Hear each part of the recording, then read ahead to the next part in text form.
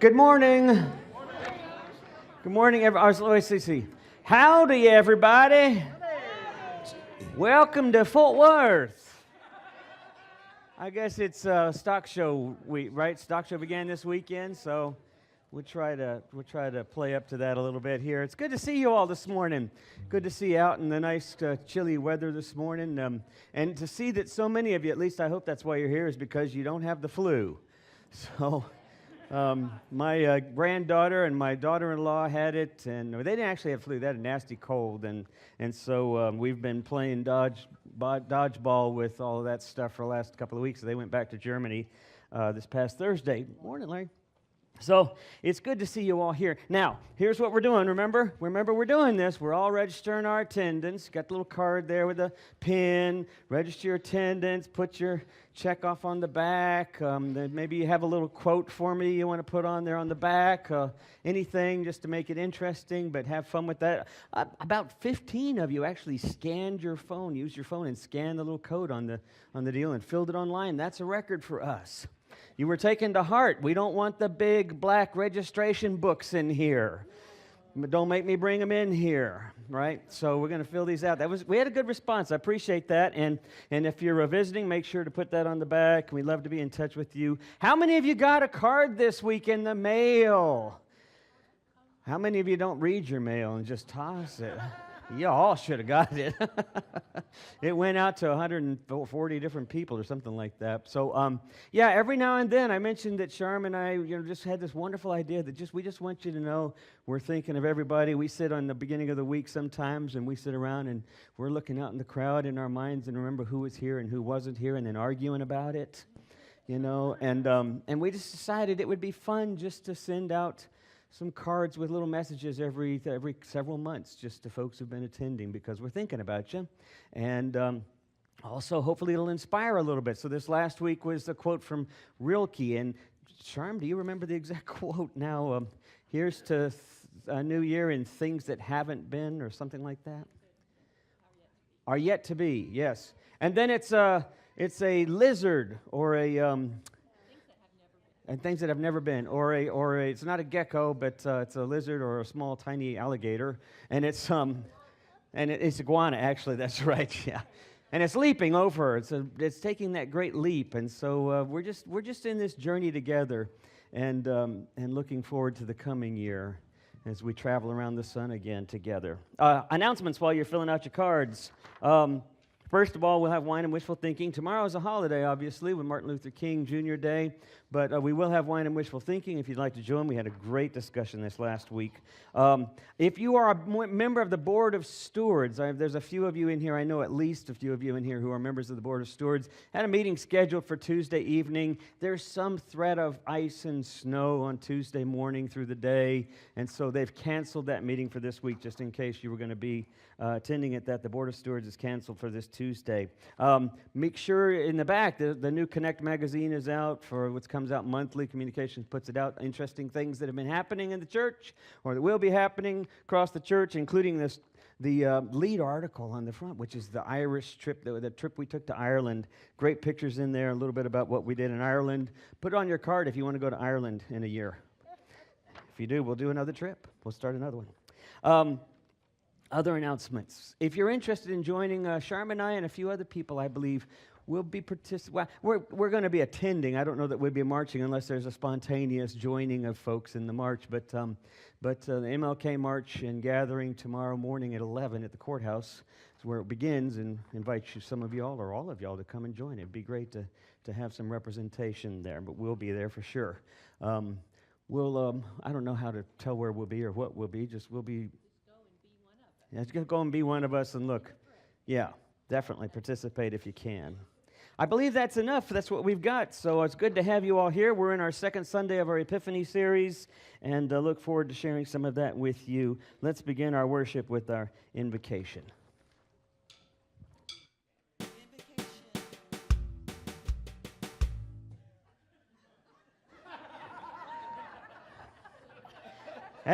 We got a little dancing music. I could have let her just walk on up, and that would have been, it kind of had a nice beat to it.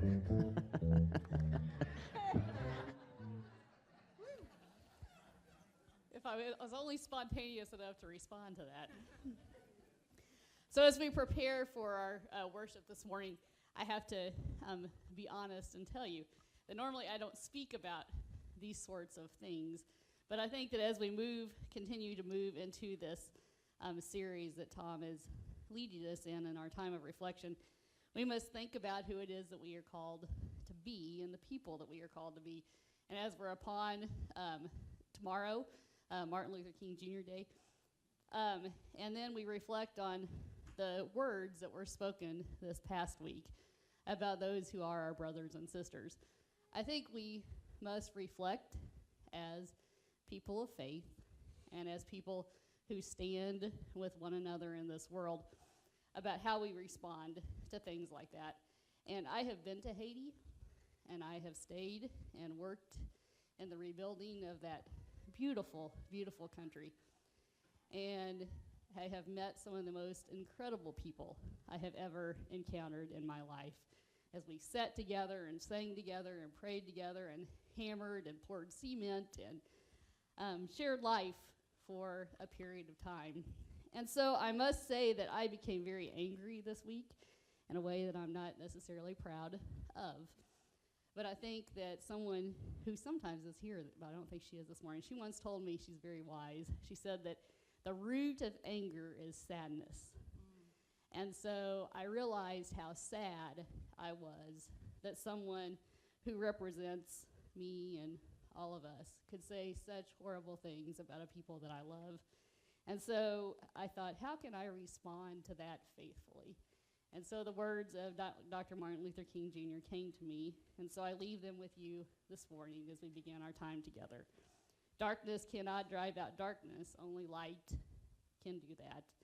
Hate cannot drive out hate, only love can do that. So may we pray. A Holy One of love and light, help us in these moments as we gather here to find ways to be the love and the light in this world in a time in which we need it within our own hearts and the time in which our world needs it as well. May the words that we speak, the actions that we do, and the ways in which we live with one another convey only light and love today, tomorrow, and in all the days to come. We pray these things in the name of the one in whom we live and move and have our being. Amen.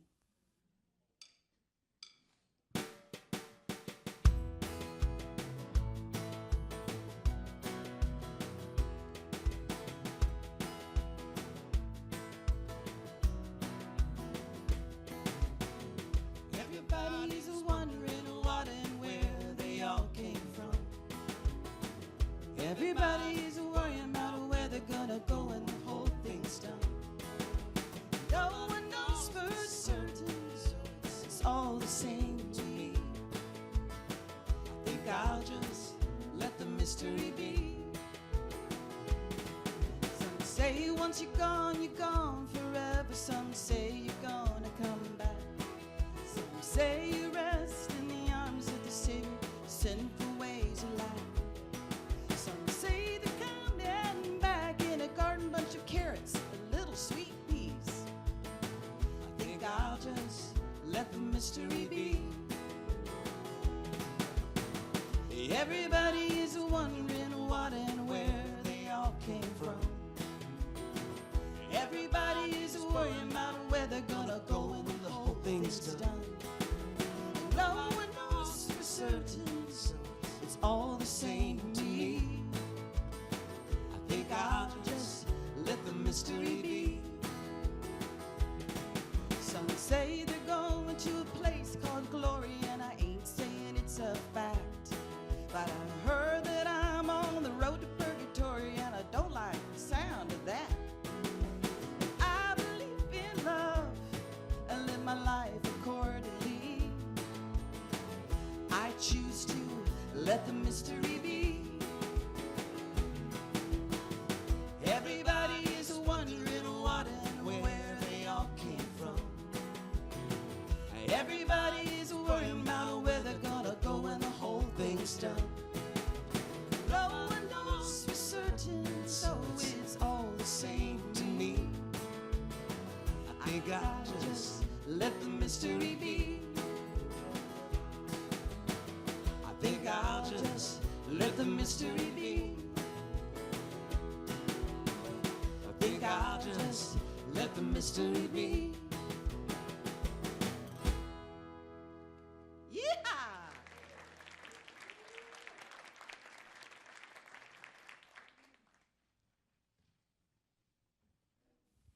Our welcome candle is lit. Please join me in this invitation. Come, come, whoever you are, wanderer, worshiper, lover of leaving. It doesn't matter. Ours is not a caravan of despair. Come, even if you have broken your vows 1,000 times, come yet again.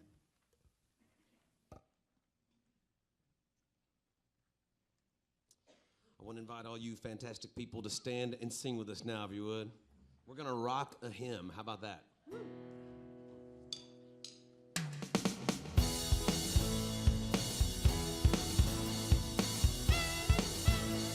Here we go, verse 1.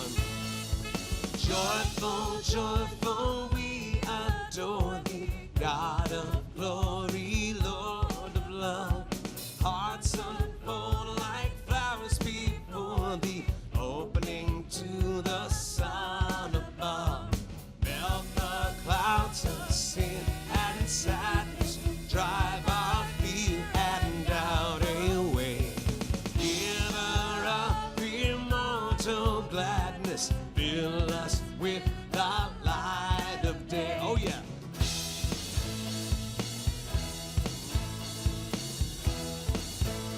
Verse 2, here we go. All thy works with joy surround thee, earth and heaven reflect thy rays. Stars and angels sing around thee, center of unbroken praise. Field and forest, vale and mountain, flowery meadow, flashing sea, chanting bird and flowing fountain, call us to rejoice in thee. All right.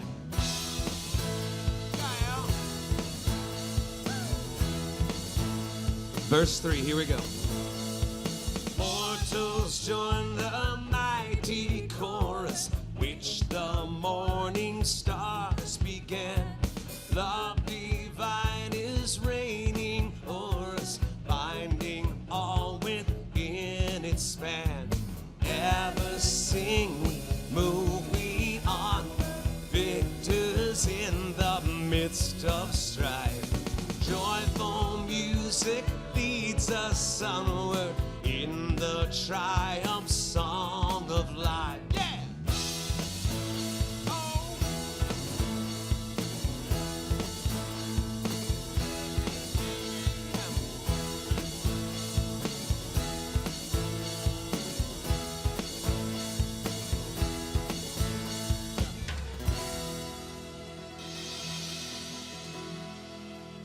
Yay!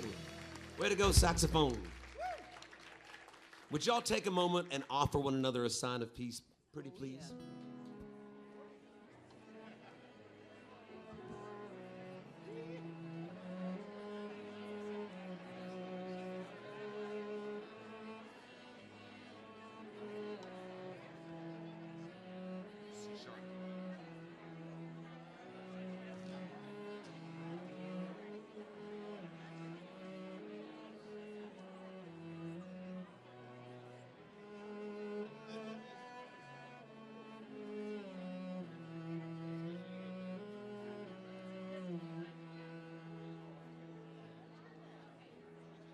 Our song's before the message, man.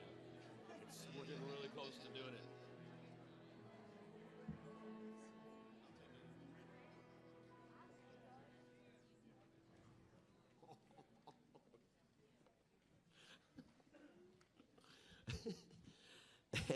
And that passing the peace would have been more phenomenal if we'd all been wearing our name tags, right? Are they located at all of the entrances? Yeah, any doors. I'm not wearing mine either, so.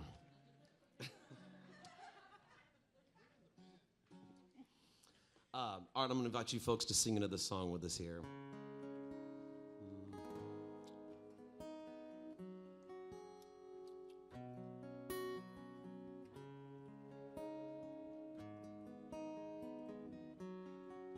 Here we go, like this.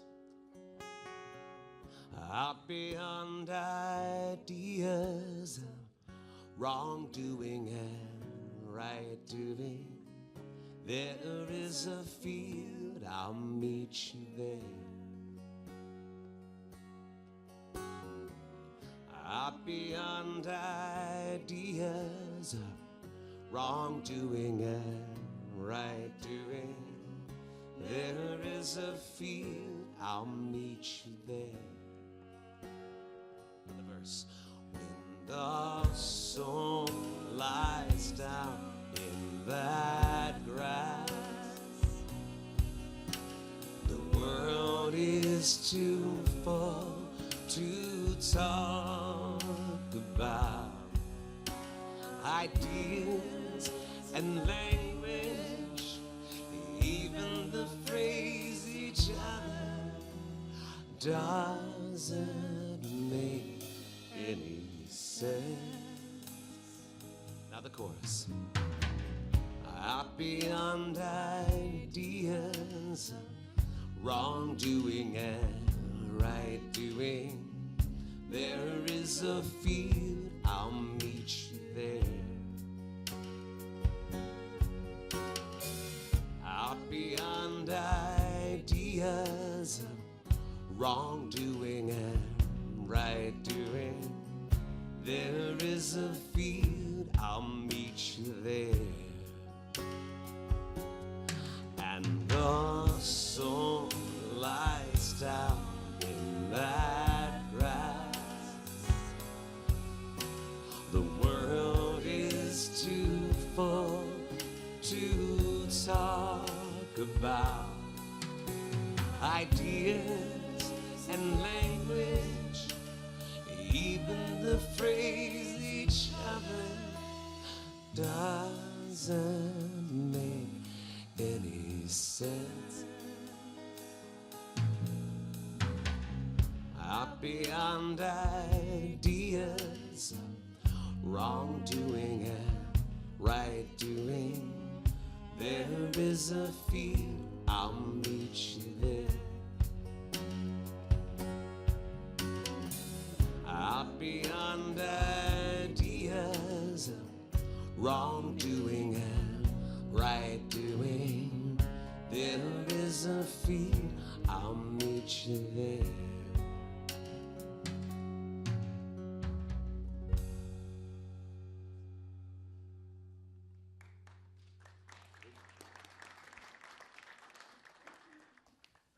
So now we come to a time of sacred stopping, a time between the last thing and the next thing. And so I invite you to get very comfortable, perhaps to close your eyes and to center.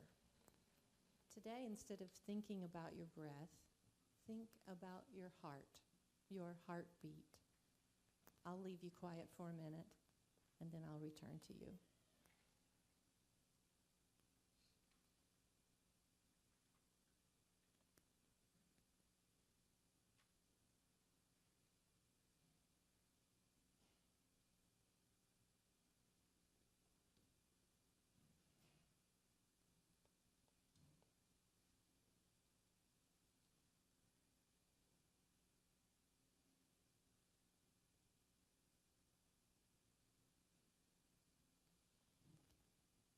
Sometimes a time of stopping and centering can be a time to commit or recommit to believing words like, I refuse to accept the view that mankind is so tragically bound to the starless midnight of racism and war that the bright daybreak of peace and brotherhood can never be a reality. I believe that the unarmed truth and unconditional love will have the final word. May it be so among us.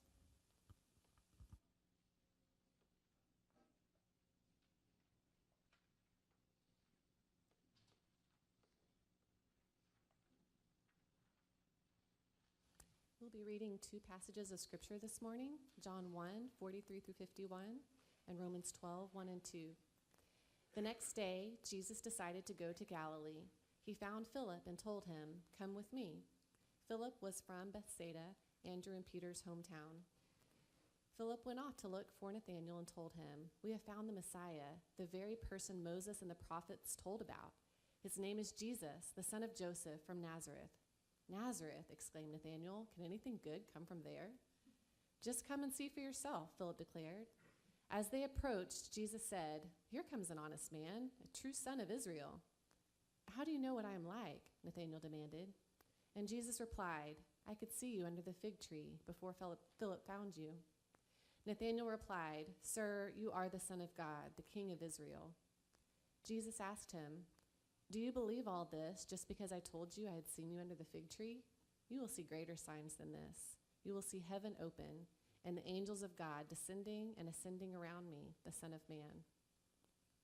And from Romans, "I entreat you then, friends, by the mercies of God, to offer your bodies as a living and holy sacrifice, acceptable to God, for this is your rational worship. Do not conform to the patterns of this world, but be transformed by the complete change that has come over your minds, so that you may discern what God's will is, all that is good, acceptable, and perfect."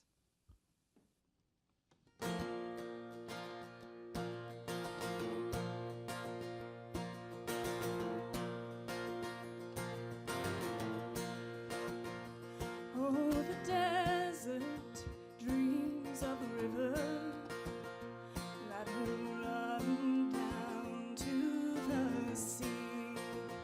Like my heart longs for an ocean to wash down over me.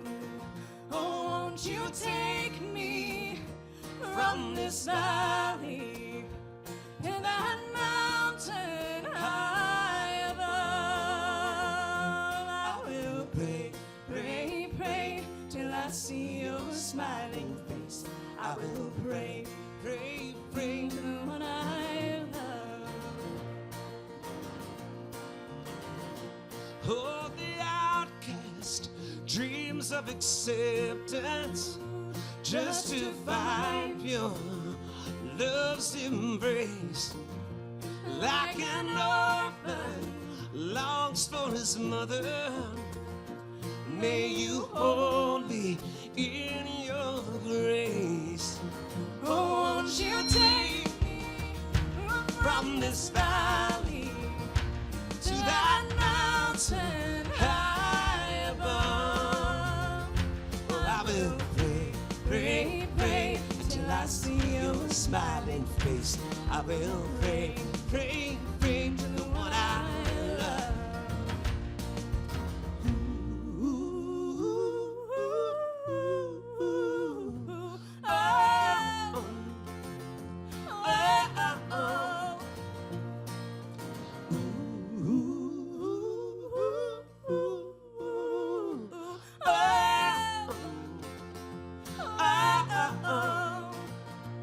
Oh, the caged bird dreams of a strong wind that will flow beneath her wings.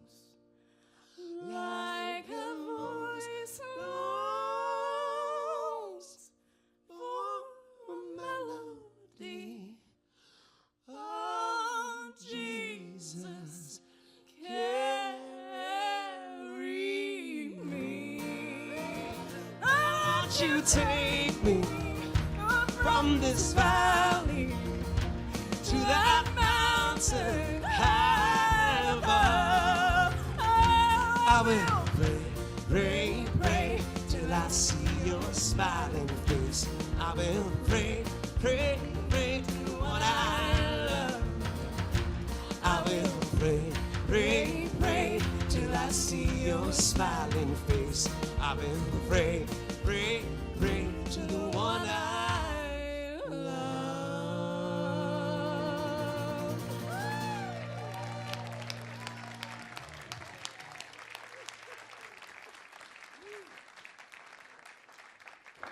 Oh, it's so fun, isn't it? It's fun. Last week it was Chicago. This week it's who was the band that did that? Civil Wars. That's right. Yeah, Civil Wars and Irish Dement.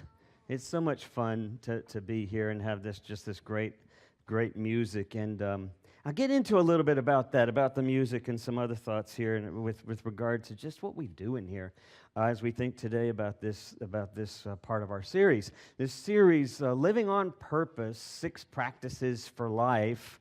And just to recap last week, as I introduced this idea, living on purpose, living intentionally, you look at the root of those 2 words, and the idea is that it's not like we're setting a goal. This is not about goal setting. This is not about completing resolutions. Certainly that we have purposes, we have goals, we have things we want to accomplish, but living on purpose, especially as people of faith, is something else entirely, and it's something our world is desperately lacking.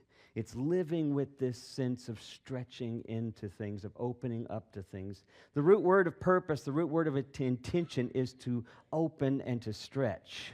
It's not in the sense of to completion, it's simply in the sense of being in that mode of being that way as we journey through life. Hence the reason why we sent that card out as well. I love that Rilke quote, things that have never been, and yet so much possibility exists when we're present to God in the midst of our life, to the ground of our being in that way. So that's the overall idea. What are some practices that might empower us, might help us, might enable us in doing that? And so I've got some ideas, and there are, of course, many, perhaps spiritual practices and whatnot that you might be aware of and already participating in. But the first one we started with was this idea of saying yes. Simply this idea of opening to the journey, of saying yes.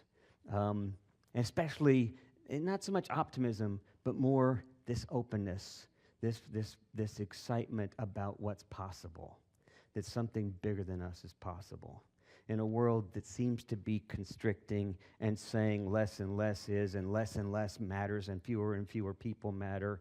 And so in that reality, saying yes is quite a bold statement. And today I want to think with you about generosity, open hearts, open minds, open doors. Some of you might remember this phrase as the Methodist caption, the Methodist logo and slogan for a number of years. It was the international slogan for our church. It created some conflicts over the last 15 years, I guess, 10 to 15 years, because in some ways our doors were not always open, and the church is struggling with that right now, with this understanding of who are we in the midst of sexual identity and sexual politics and conflict and gender identity. Who are we in that regard? And so this open mind, open hearts, open doors is a little more troubling.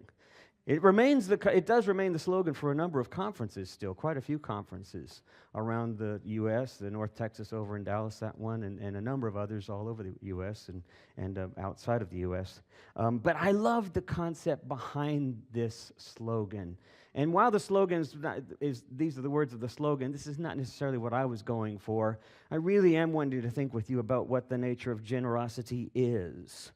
And so I have a couple of thoughts about that. I want to start with this idea of what it means to be generous. And I read this story a while back about a guy named Elias Zakov. Elias Zakov is an Israeli soldier, a commander. He was a tank commander in the military for a number of years, and then about 15 years ago retired and took over the International Youth Organization in Israel. And he tells this story of how he had been on duty with his tanks and with the soldiers under him, the squadron under him, and his commander had come to him and told him that he wanted to visit with him. And so he took him out to a remote area away from where the post was and where there was a field of sort of just this dry ground and sand. And he told him to grab up a handful of sand. So Eliav grabbed up a handful of sand, and then he had said, now grab up another handful of sand. So he grabbed up a second. He said, okay, now open your left hand, and he opened the left hand. And then the commander reached down and he took some more sand and he put it in that left hand. He says, continue, hold that one open. And then he said, now I want you to clench your right hand as tight as you can. When you know what happened, as soon as he started clenching the right hand, the sand began to seep out. There was some quite a bit that was still in there. But as he looked at his left hand, looked at his right hand, the commander looked at him and said, "Which hand is holding more?" Well, obviously, the open hand. Now, his commander might have been trying to make some kind of comment with regard to the politics going on in the Middle East at the time, still continuous to this day. That this seems to be continuing around the world, how we try to cling by putting up borders, or how we try to define property, whose is whose and what is whose. And in reality, the more we cling to something, the more we lose in the process. We do this with our kids at kindergarten, right? We tell our kids, share. Sharing is so much more rewarding because we participate in other people's stuff, but not just their stuff. We participate in their lives as they share their stuff. I mean, it's so much richer to have open hands than it is to have closed hands, but that's the way of the way. He could have been speaking about that, but Eliav says that there's something else that occurred to him. He said that he realized that people chronically are closed to others, and as a result, the rest of the world suffers. That generosity is a way of being in the world, not a way of giving. And so what I want to think with you is this idea of generosity, that it has little to do with giving gifts. Charity, generosity, I'm sure, I don't want you to stop giving to the church. Generosity, don't start thinking of it as giving, because it's too easy to clench your fist. If we give a little, we hold back some. If we give a little, we hold back some. Just in our life in general, right? We protect ourselves with people we like. We protect ourselves with people we understand, or that we think understand us, and that's where we draw the line. Generosity is not about defining or partitioning or sharing just a bit. Generosity is a whole other way of looking at life. Generosity has to do with giving space. If you look at the root word of generosity, it's rooted in the same word as grace. Generosity is about favor. It's about favoring. It's about giving space to others to be who they are. To live generously is to live openly with others. John Wesley had this wonderful idea that first attracted me when I was in the fundamentalist church growing up as a teenager. And I didn't grow up in the church much as a kid. I was Episcopalian, and I had very little involvement in the church in San Antonio, and then here in Fort Worth when we moved here. But I got very involved in the Baptist church as a young teenager, and then into the Bible church, and was headed off to Wheaton College in Illinois, and then to Fuller, and I had the whole lineup that I was going to pursue. But I went instead, for some reason, I went to well, first of all, I started dating my wife, and she was Methodist, and I was totally unfamiliar with Methodism. But her understanding, of course, was she had a deep understanding of that tradition. She grew up in that tradition. But still, this idea of kind of the Bible church and the rigidity of doctrine and such, that was a little repulsive to her, a little bit off-putting to her. Repulsive may be too strong a word. I don't know. But she probably would say no. But it was not strong enough word, she'd probably say. But we went off to college at UT. And things, we were involved in InterVarsity Christian Fellowship, and then we started participating in the Methodist Church there locally. And as we did, something started to open up for me. This whole idea, as we were in the 70s, and mid-70s to mid to late 70s, and we were looking at struggles with identity, we were looking at group struggle within the campus setting, we were looking at political struggle outside of the campus, and I just started realizing there's something not being addressed when we define ourselves as opposed to others. And I couldn't put it into words, but John Wesley had this idea that struck me as amazing, this idea of what is called prevenient grace, this notion that we rest in the grace of God regardless of who or where or how we are. We are just given. The way Paul Tillich said it, the theologian Paul Tillich, he said, we are accepted. We are simply accepted. The most difficult thing we have in life is to accept our acceptance. That's the most challenging thing for us, it seems. John Wesley said, God's grace is already there. It's already working in us. It's already inspiring, motivating, moving us to realize something much deeper and to open up to that and accept it for ourselves, so to speak. This idea that we're already all there was a revelation to me. And so I began to pursue Wesleyanism more. And I think there's something of that in our text this morning. Let's see if I could borrow a bulletin here, just to review this text with you again. I think there's something of that. There's so much in this text that was totally unintended, right? I mean, I love this part. Philip goes off to Nathanael and says, "We found the Messiah. He's from Nazareth." And Nathanael says, "Nothing good comes from Nazareth." I didn't know anybody was going to act like that this week. Wasn't in there at all. But the reality is that's the way we are sometimes. We make judgment calls about other people. Sometimes it's really harsh. Other times we just do it in passing, just by the way we look at one another. Sometimes I do it when I think about a small town. I really don't want to go to that town. Can't be anything good in that little town. You ever been to Muleshoe? It turns out it's a great town. Who would have thunk it? They hold the annual International World Championship of Muleshoe tossing, which is really cool. It's a great town. It's a wonderful community. I've performed at schools out there and had some of the best time. The reality is, anywhere you go, you will find that kind of person that you can relate to. The problem is, it requires generosity, right? It requires that open hand as opposed to the clenched fist. And so, Nathanael says, there's nothing that good that can come out of Nazareth, and already Jesus has provided his first lesson. But I like this other thing that he says. He says, "I saw you under the fig tree." Reminds me of that great scene in Avatar, where the female character, and I don't remember her name, the female avatar looks at the soldier, and she looks into his eyes, and she says, "I see you." And he looks back into her eyes, and he says, "I see you."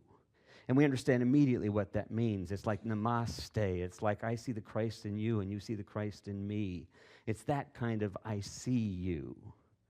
And he says, "I saw you under the fig tree." And then Nathanael says, "It's like you know me.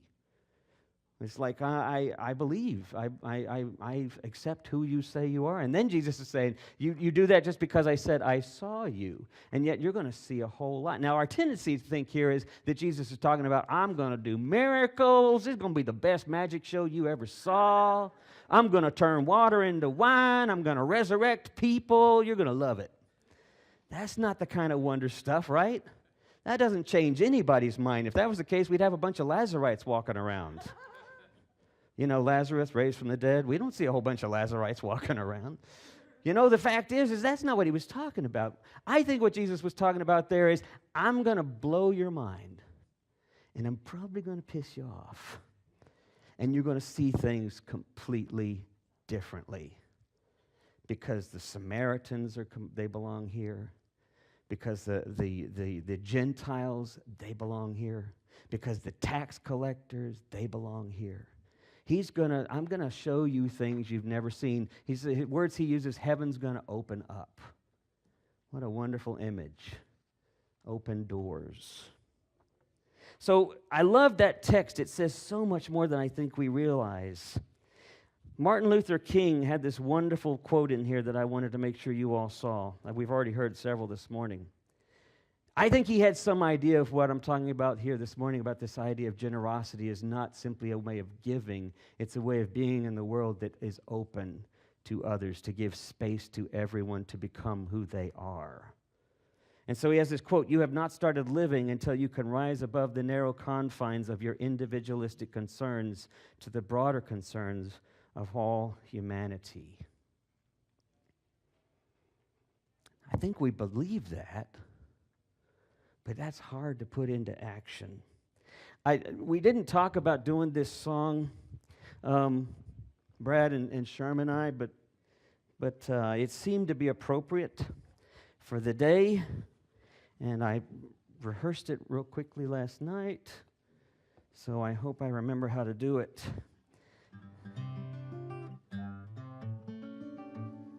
Let's make sure if I got volume here. Am I on? I won't do it if it... Are we on? We're turned on? Yeah. We got the volume up. It's quite possible the battery died. Brad, can I borrow your guitar? Well, okay. If I gotta play Brad's guitar. Here, thank you. I'm gonna do that this way. We should have done a little sound check maybe right before the service began. I guess we didn't get to that part. I just wanted to play Brad's guitar.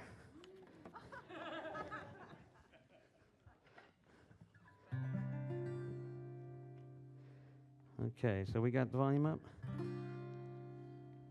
There we go.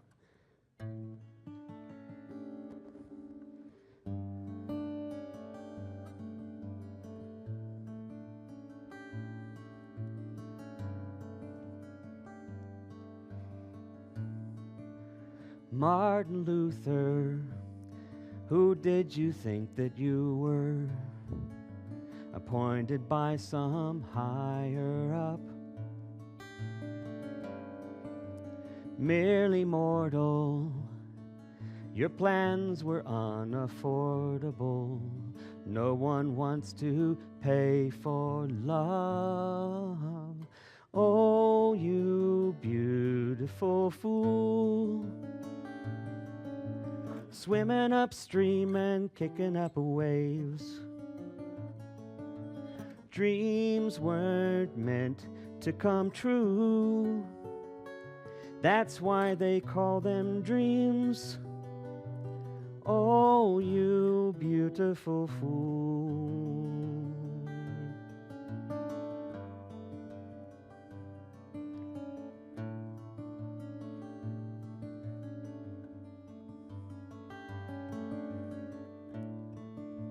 Walter Cronkite preempted Disney one night, and all us kids were so upset.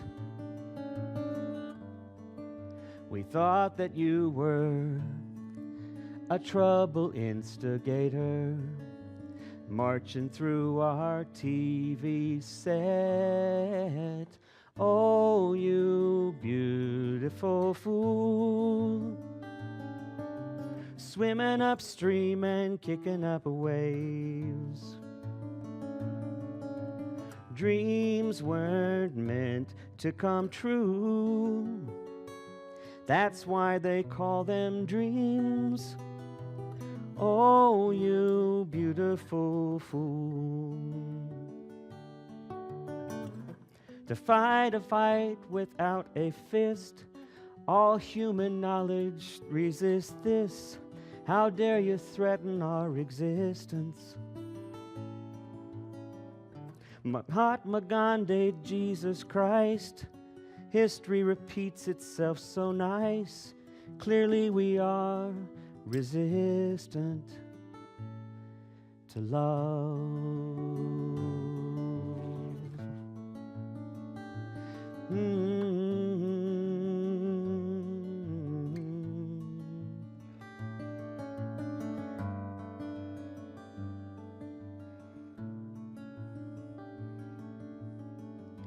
I saw you one night on the TV, surrounded by blacks and whites all around you.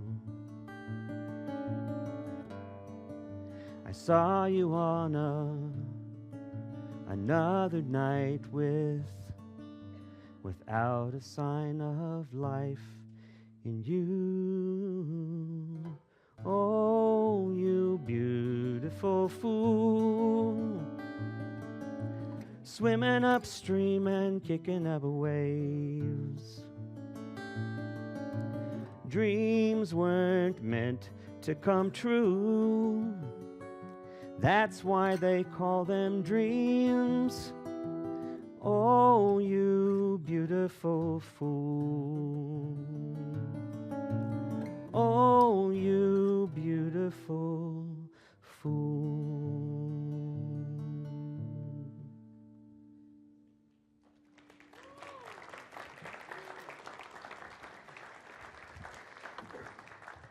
I read an article, and we'll close with this idea with you. I read an article by Rabbi Shapiro in Health and Spirituality and Health magazine. It was a response to something that a writer, a professor named Dr. Lacera,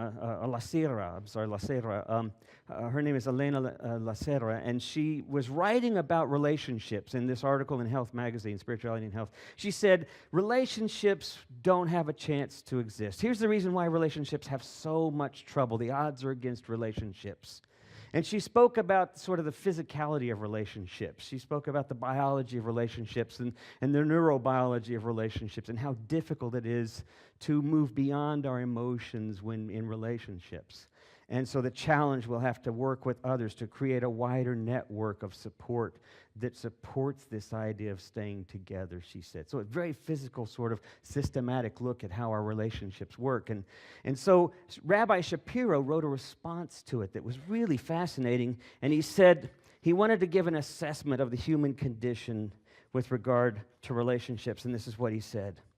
He said, here's my fearless assessment of humanity and why relationships don't work.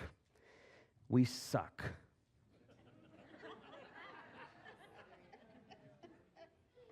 We suck. He said we don't agree with it. We won't receive it. We won't accept it. But it's true. We suck. He said, look at the 7 things God detests in Proverbs 6. Pride, dishonesty, murder, mischief, false witness, sowing discord. We suck. We do this.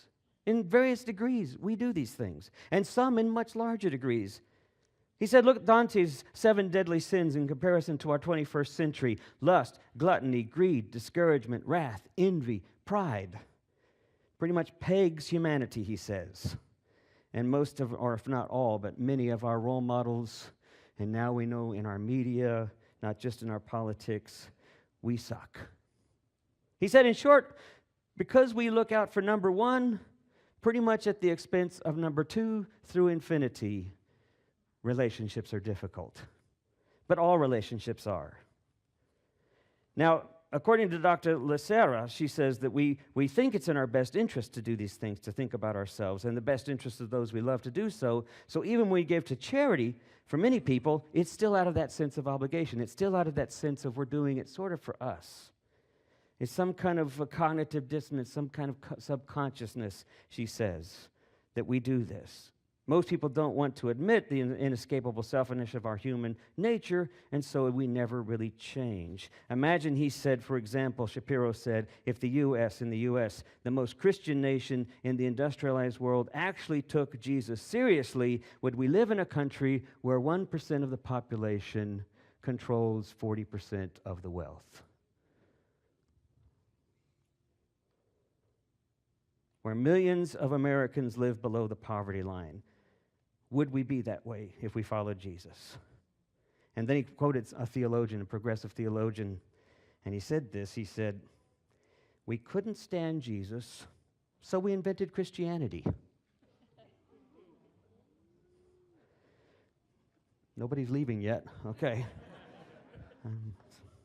It's a little hard. It's painful. It is. But here's the thing. What Shapiro says, and he's a good, devout Jewish rabbi, a very progressive rabbi with a lot of connections with Christian ministers and theologians and respected by so many different faith traditions. He's saying this, and he says the challenge is, the reason why we have to come to terms with this, with the fact that we suck, is because otherwise we're not going to change until we come to terms with the reality of who we are. There's part of our human nature to clench our fists.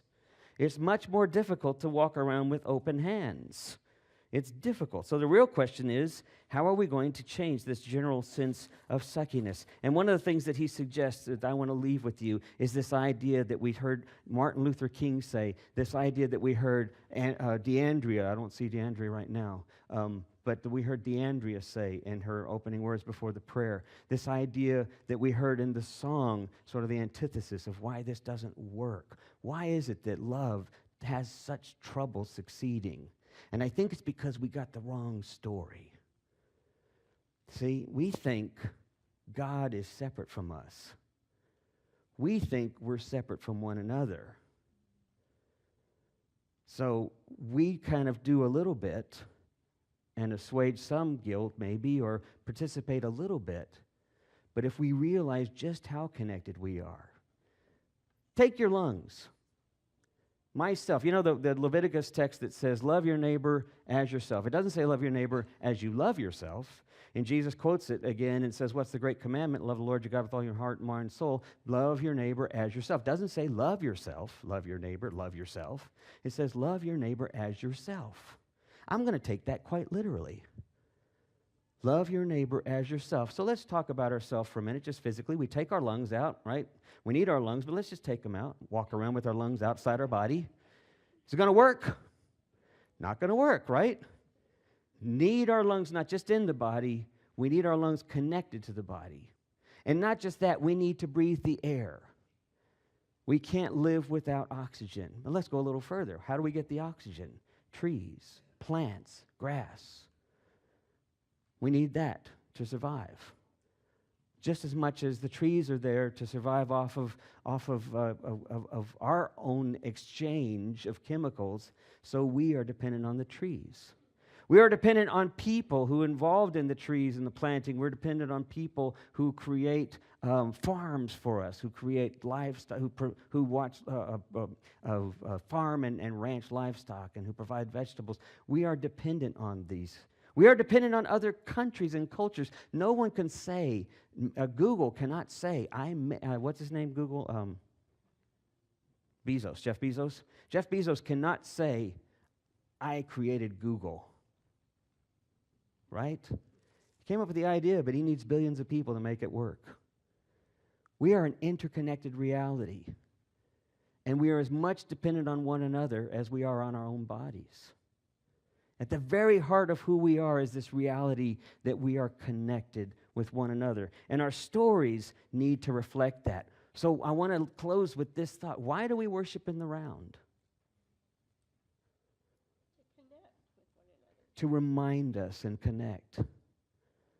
Why do we have this welcome candle that we say, come whoever you are, it doesn't matter how many times you've broken your vow? Because we're human, we're going to do that. We're going to clench our fists. We're going to break our vows. But we come together. We sit in the circle. We look at one another. And no, we don't talk enough with each other as we should. I would love to stop talking. You'd probably love for me to stop talking too. But I would love to stop talking. I would love for us just to talk with one another and every now and then raise our hand or look over at someone else and say, what do you think about this? It's what we do on Monday nights and at some of our other group gatherings. But this is why this is worship. Worship is remembering that we are connected and moving from this place into the world with hands that are open that begin to see people are connected there too. Where's the biggest community you have outside of this church? Do you know where it is?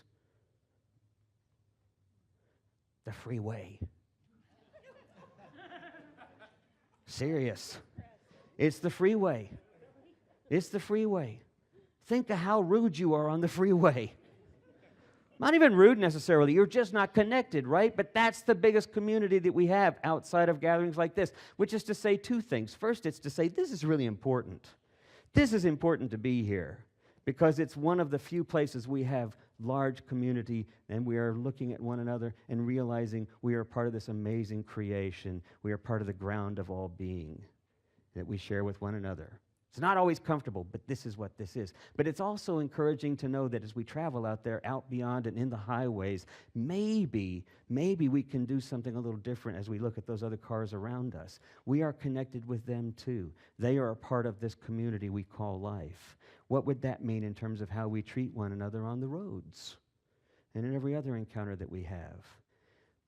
My son and I used to see that guy that would stand on the freeway with a rainbow cap, and it was at Summit exit before the freeway was rebuilt and switched around and enlarged, and he would sit there almost every day, stood there with a big sign that said, beware, beware, you're going to meet God, you're about to meet God. And then he would go under the bridge, and he would disappear, and the whole west of Fort Worth would open up because you go under that bridge, that Summit exit bridge. And I used to think he was just the guy saying, yes, the end of the world is coming. But then I got to realize now, I look back on that and I suddenly realize he's John the Baptist. He's just reminding me. He's reminding all of us. Take a look around and meet God. Amen.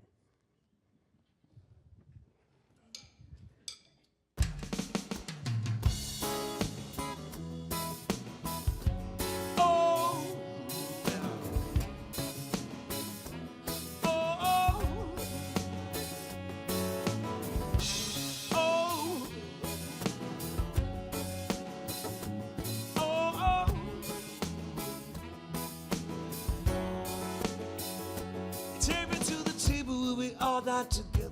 Pluck me from the crowd and return me to my center. Whatever path you follow, push on till tomorrow. Love or serve or creating no sorrow. They all reach the sea. They're telling me it's different, but I just don't believe it. Love is so glorious and everyone shall reach it. Whoever seeks it, seen and unseen. I don't want to reason anymore about the one I love, the one I love. I don't want to reason anymore about God above, God above. I just want to melt away in all His grace, drift away to that sacred place where there's no more you and me, no more they and we, just unity. Just unity. I don't want to count the trees of the mango tree. I just want to taste its sweetness. You can't defeat this, above and beneath this, yeah. Come on and all, come stand tall. Whatever your approach, your dance and meditation, you got love along, you shall reach the station. You find the road, the supreme abode. And this city, all hearts shine like gold. Don't want to reason anymore about the one I love, the one I love. I don't want to reason anymore about God above, God above. I just want to melt away in all His grace, drift away to that sacred place where there's no more you and me, no more they and we, just unity, just unity, just unity, unity. Be Jesus, Buddha, Moses, and go round. All dance round, dancing on your thunder, drunk on the wine of love for thee. Oh, tell me, when will I be vested on this blissful company? Blissful company goes from sea to sea, from the depths of the valley to the mountain peaks. There's so many stories, there's so many fables of how the king sings and how the wall wails. Jerusalem, a holy Himalayas, from Mount Zion to the hills of Jamaica. Our land is holy, our land is sacred. I shall leave this world completely naked, completely naked, completely. I don't want to reason anymore about the one I love, the one I love. I don't want to reason anymore about God above, God above. I just want to melt away in all His grace, drift away into that sacred place where there's no more you and me, no more they and we. I don't want to reason anymore about the one I love, the one I love. I don't want to reason anymore about God above, God above. I just want to melt away in all His grace, drift away into that sacred place where there's no more you and me, no more they and we, just unity. Oh, where there's no more you and me, no more they and we, just unity. Oh, where there's no more you and me, no more they and we, just unity. Just unity. Oh, just unity. Just unity.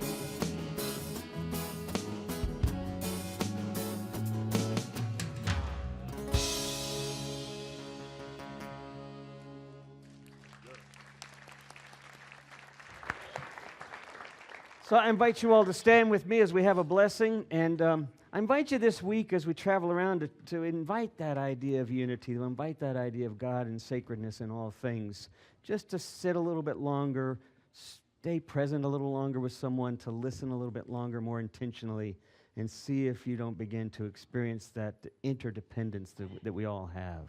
Maybe we can provide a little bit more of a positive antidote to the divisiveness that's out there in our world. Let's pray. Holy One, as we go from this place, open our lives, open our hands, inspire us with eyes to see that connection, that ground of being that we all take part in. Bless us as we go from this place. We pray in the name of the one in whom we live and move and have our being. Amen. Blessings. Thank you.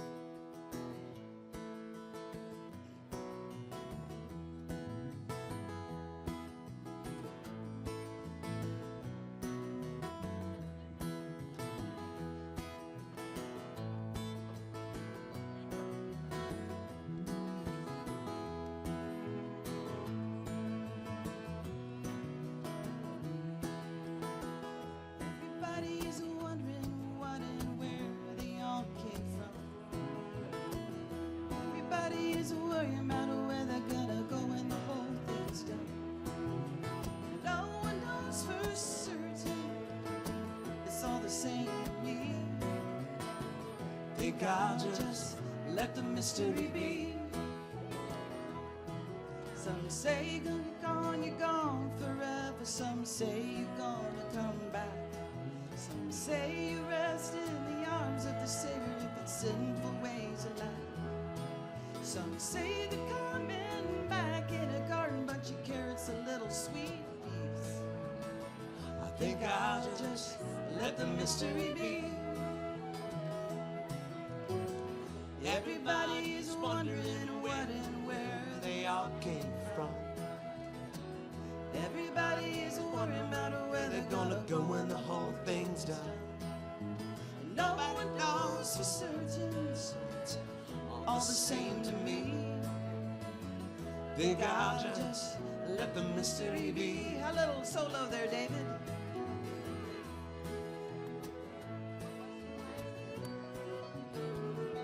Everybody solo.